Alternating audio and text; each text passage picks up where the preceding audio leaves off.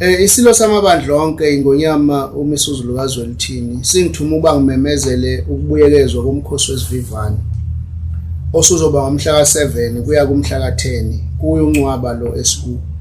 Kuzokhumbuleka ukuthi lo mkhosi uye wahlehla ngenxa yomshophi obuvele ekhaya lapha kwacishe ngiphumule.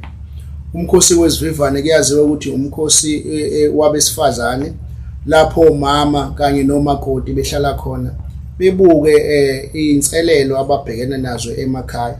Zikhona ke nezintombi ezinye eziba ingxenye yomkhosi lo.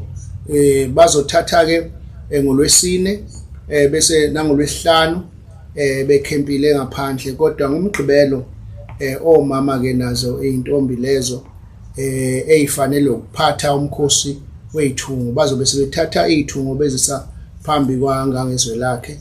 Isiloke sobe sesikhuluma ke amazwi okwakha isizwe nokuyala nangazi izinto ezibhekene nayo imizi nabo mama laba. Siyathokoza.